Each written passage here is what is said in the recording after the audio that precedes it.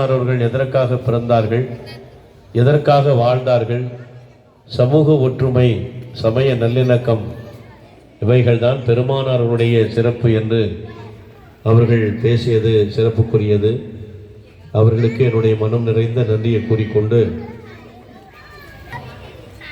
ஐயா அவர்கள் பேசும்போது சிக்கந்தர் சேலத்தில் இருந்தால் சேலம் சிக்கந்தர், சவுதியில் இருந்தால் சவுதி சிக்கன் சொன்னார். அதில் கொஞ்சம் ஒரு மாற்றத்தை சொல்ல விரும்புகிறேன். அவர் சேலத்தில் இருந்தால் சவுதி சிக்கந்தர், சவுதியில் இருந்தால் சேலம் சிக்கந்தர். ஏன்னா அவர் இங்கே யாருக்கு பேசும்போது சவுதி சிக்கந்தர் வந்திருக்கு அப்படின்னு தான் சொல்லுவார். ஆனால் எனக்கு ஒரு சேலத்து சிக்கந்தராகவே தெரியும். 35 ஆண்டுகளுக்கு முன்பாக அப்பொழுது எனக்கு ஒரு நெருங்கிய நண்பர். என்னால் சிக்கந்தர் கூப்பிட்டாரு அப்படின்னா அதை என்னால் தவிர்க்கவே முடியாது. அப்படி தான் நாகூர் ஹனீஃபா ஐயாவுடைய பட்டிமன்ற நிகழ்ச்சிக்கு நடுவராக வர சொன்னார். அது வரைக்கும் ஹனீஃபா ஐயாவுடைய பாடல்களை கேட்டு ரசித்திருக்கிற ஒழிய அதுக்குள்ளே போய் ஆழ்ந்து நான் ஆராய்ச்சி செய்ததில்லை. அப்போ அவருடைய பாடல்களில் விஞ்சி நிற்பது ஆன்மீக பாடல்களா அல்லது கொள்கை பாடலாங்கிற பட்டிமன்றத்தில் பேச சொன்னார், நடுவராக சொன்னார். அப்போ இரண்டையுமே நான் ஆழ்ந்து படிக்கக்கூடிய ஒரு வாய்ப்பு கிடைச்சது. அந்த மாதிரி எந்த நாளிலுமே ஏதாவது புதுசாக நான் கற்றுக்கணும்னு நினைக்கிறவன். அந்த வகையில் இந்த விழாவை கூப்பிட்டோடனே, சிக்கந்தர் கூப்பிட்டோடனே அவருடைய அன்பை என்னால் கட்ட முடியவில்லை. எனக்கு அது அன்று நடந்தது ஞாயிற்றுக்கிழமை, இன்று நடக்கிறது சனிக்கிழமை. எனக்கு கிளினிக் இருக்குன்னு சொன்னேன். இல்லை டாக்டர், நீங்கள் கிளினிக் முடிச்சுட்டு வாங்க, ஒரு 5 நிமிடம் பேசிட்டு போங்க அப்படின்னு சொன்னார். அந்த வகையில் அவருக்கு மீண்டும் ஒரு முறை என்னுடைய மனமார்ந்த நன்றியை தெரிவித்துக் கொள்கிறேன். அடுத்தது ஐயா அவர்கள் அந்த அந்த நிகழ்ச்சியை ரொம்ப சிறப்பாக பாடினாங்க. அவருக்கு முழு கச்சேரிக்கு அதிக நேரம் கொடுக்க முடியல, இன்னைக்கு முழு கச்சேரி கொடுக்கணுங்கிறத அன்னைக்கே சிக்கந்தர் உறுதியாக சொன்னார். இசைக்குழுவிற்கு கொடுக்கணுங்கிறதுக்காக, அந்த வாய்ப்புக்காக இன்னைக்கு ஒரு முழு நாள் கொடுத்துருக்காரு. அதுக்கு நடுவில் ரொம்ப நெருக்க விரும்பவில்லை. ஒரு 2-3 விஷயங்களை மட்டும் சொல்லிட்டு முடிச்சுக்கணும்னு நினைக்கிறேன். ஒன்று, எனக்கு தம்பிகள் 2, ஆனால் எனக்கு கூட பிறக்காத இன்னொரு தம்பியும் இருக்கிறார். அவர் பெயர் இஃப்திகார் அகமது என்று சொல்லுவோம். அவர் ஒரு ஜியாலஜிஸ்ட், எங்கள் சேலத்தில் தான் இருக்கார். அவர் எனக்கு ஈரோடு சொந்த ஊர். நாங்கள்லாம் பள்ளி காலங்களில் என்னுடன் அவர் படித்தவர்.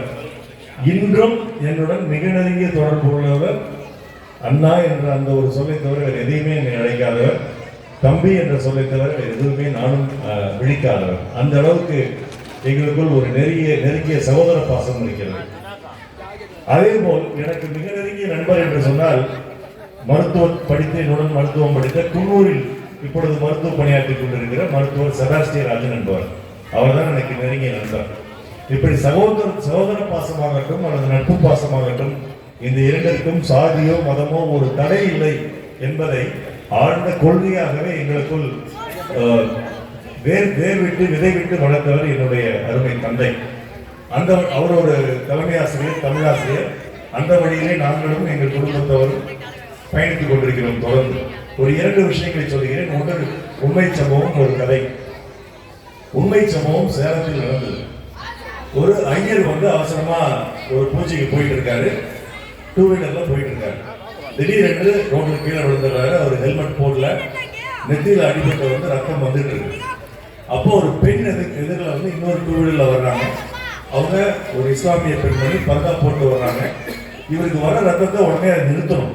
என்ன செஞ்சாங்கன்னா, உடனே அந்த துணியை கிழிச்சிட்டு அவருடைய தலையில கட்டி அந்த ரத்தத்தை நிறுத்தினாங்க.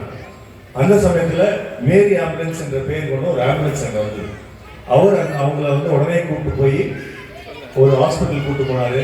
அந்த மருத்துவமனை ஜெயின் மருத்துவமனை. அங்க இருக்கக்கூடிய ஒரு ஜெயின் மருத்துவர் அதுக்கு உடனடியாக அவருக்கு சிகிச்சை கொடுத்து சூச்சர் போட்டு அவரை காப்பாற்றினார். அங்க மதமோ சாதியோ வேறு எதுவுமே தெரியவில்லை. அவருடைய தலையிலிருந்து வந்ததும் சிவப்பு ரத்தம் தான். வேறு யாருக்கு அடைபட்டிருந்தாலும் அதே சிவப்பு ரத்தம் தான் வந்திருக்கும். அப்போ ஒரு மனிதனை காப்பாற்ற வேண்டும் என்ற ஒரு மனிதத்துவம் தான் அங்கே ஓங்கி நின்றது. இது சேலத்தில் நடந்த ஒரு நிகழ்வு. ஏனென்றால் அந்த கீழே விழுந்தவரும் எனக்கு தெரியும், அந்த துணியை கட்டிய பெண்மணியும் எனக்கு தெரியும், கூட்டி சென்ற ஆம்புலன்ஸ் டிரைவரும் எனக்கு தெரியும், சிகிச்சை செய்த மருத்துவரும் எனக்கு தெரியும். இது இங்கே நடந்த ஒரு உண்மை சம்பவம். இன்னொன்று, ஒரு கதை நான் படித்தது, கேட்டது, அது மிகவும் எனக்கு பாதித்தது. அப்படிங்கிறதுனால உங்களுக்கு நான் சொல்றேன். ஒரு கிராமம், அந்த கிராமத்தில் விவசாயம் தான் மிக அதிகமாக நடந்துட்டு இருக்கக்கூடிய ஒரு இடம். அந்த இடத்துல ஒரு இந்து விவசாயியும் ஒரு முஸ்லீம் விவசாயியும், இஸ்லாமிய விவசாயியும் அருகில் விவசாயம் செஞ்சுட்டு இருக்காங்க. இருவரும் நெருங்கிய நண்பர்கள். ஒவ்வொருத்தருக்கும் அந்த அறுவடை காலத்தில் என்ன செய்வாங்கன்னா, இஸ்லாமியர்களுக்கு குழந்தை இல்லை, அந்த இந்து விவசாயிக்கு வந்து 4-5 குழந்தைகள் இருந்திருக்கிறது. அவங்க அறுவடை காலங்களில் இவர் இந்து விவசாயி என்ன பண்ணுவாரோ 20 மூட்டை நெல்லை கொண்டு போய் இஸ்லாம் விவசாயினுடைய குடோனில் வச்சிருவார். முதல் நாள் இரவு காலையில் வெடிக்கிறதுக்குள்ள அந்த இஸ்லாம் விவசாயினுடைய விளைநிலத்திலிருந்து வந்த 20 மூட்டையை இந்து விவசாயினுடைய குடோனில் கொண்டு போய் வச்சிருவார். ஏன் இந்து அப்படி வச்சாருன்னா, அவர் முஸ்லீம் நண்பருக்கு குழந்தை இல்லை, அவருக்கு இந்த நெல் போய் அவருடைய வாழ்க்கையை பாதுகாக்கும் அப்படின்னு சொல்லி வச்சார். இந்து ஏன் வச்சார்னா, முஸ்லீம் ஏன் வச்சார்னா, இந்துக்கு நிறைய குழந்தைகள் இருந்தது, அவர்களுடைய வாழ்க்கையை பாதுகாக்க வேண்டும் என்று வைத்தார். இந்து ஏன் வைத்தார்னா, முஸ்லீமுக்கு குழந்தை இல்லை, அதனால அவருடைய வாழ்க்கையை பாதுகாக்க வேண்டும் என்று வைத்தார்.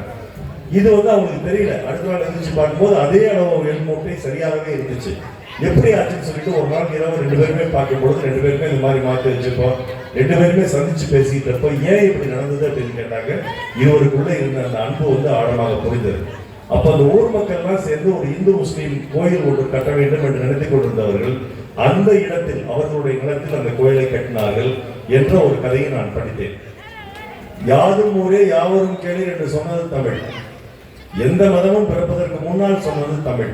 அது யாதும் ஊரே யாவரும் கேளுங்கிறது மனிதர்களுக்கு மட்டும் சொல்லவில்லை, எல்லா விதமான உயிரினங்களுக்கும் சேர்த்து சொன்னது இந்த தமிழ்.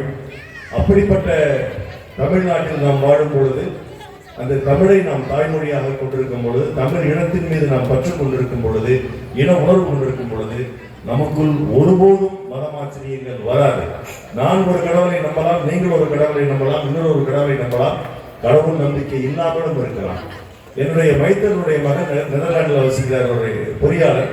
அவருக்கு திருமணம் நடந்தது. அந்த பொண்ணு தான் திருமணம் பண்ணாரு, இங்கே தான் வந்து பண்ணாங்க. அவங்க சொன்ன ஒரு ஸ்டாட்டிஸ்டிக்ஸ் என்னன்னா, அந்த ஊர்ல வந்து 50% மேல் நோ ரிலிஜன், எங்களுக்கு மதமே இல்லை என்று சொல்லி அங்க ஒரு 50% மேல் மக்கள் வாழ்கிறார்கள். அப்படி ஒவ்வொருவரும் அவர்களுக்கு பிடித்த கடவுளை அந்த நம்பிக்கையை வழங்கலாம். கடவுள் நம்பிக்கை இல்லாமலும் இருக்கலாம், பகுதியை வளராமல் இருக்கலாம். ஆனால் நான் கூறிக்கொள்ளும் ஒரே ஒரு விஷயம், என்னை ஒருவர் கடவுள் என்றால் என்ன என்று கேட்டால், கடவுளே நம்பிக்கை, நம்பிக்கையே கடவுள், கடவுளே நம்பிக்கை, நம்பிக்கையே கடவுள் என்று கூறி வாய்ப்புக்கு நன்றி கூறி விடைபெறுகிறேன். வணக்கம்.